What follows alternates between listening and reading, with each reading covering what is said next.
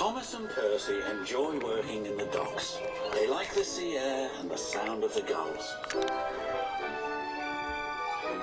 But one day the friends were feeling hot and bothered. A crane was causing trouble. His name is Cranky, and this was his first day at the docks. "You're useless little bugs," he called from above.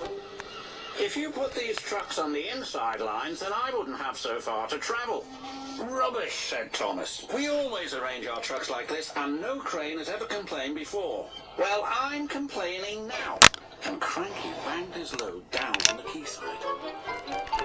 Later, the two engines met Gordon and James and told them about Cranky. "Cranes are very furry things. They need a lot of attention, like me, in fact," said Gordon. "You should see the situation from Cranky's point of view," huffed James. "He's high up in the air, coping with wind, rain, and baking sun. Then he looks down and sees you two little engines being annoying. No wonder he calls you bugs."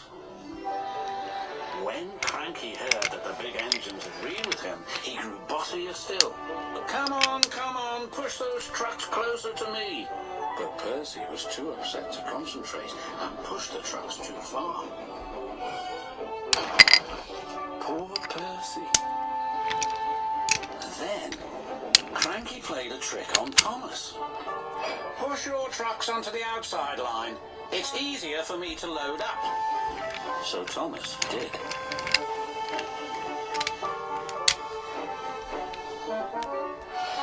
But Cranky left the loads beside the trucks, not in them. "You must have known my arm can't reach you there," complained Cranky. This mix-up caused confusion and delay. The Fat Controller was most upset.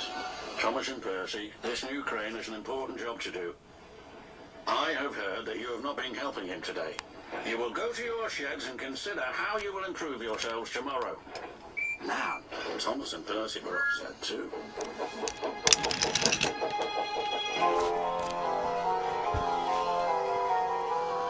That evening, a big storm raged across the island.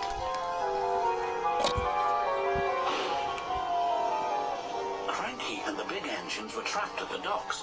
"We're sure to be safe in this shed," said Duck. But he was wrong. The engines had no idea that they were about to be put in great danger by an old tramp steamer. It was out of control and running aground straight into the sheds.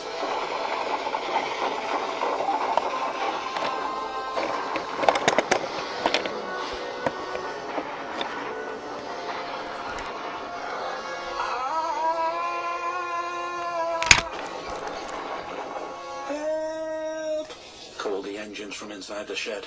"I can't," called Cranky pathetically. When the storm was over, the Fat Controller rushed to the scene of destruction. "Thomas and Percy will help you," he called to Cranky, "and then you can help the engines." "Oh, please, hurry," cried Cranky, "and tell them I'm sorry I was rude to them." "So it was you," murmured the Fat Controller. "I owe those engines an apology." Thomas and Percy soon came to the rescue. And it wasn't too long before Cranky was upright again and clearing the wreckage. At last, all the engines were free. "Oh, thank you," said Gordon. "What would I have done without you?" "Well, I had to be rescued before I could help you. But I never thought it would be by a couple of Cranky was about to say bugs, but he quickly corrected himself. "Small engines, thank you. I'll never be rude again. However, you two mites are in my way, so move over." "Pah," said Percy. "He's back to bugging us." "Don't move. You're still attached to Cranky." But it was too late. Cranky still looks down on the two little engines. But ever since that stormy night, he never calls them bugs or mites, because he knows they may bite back.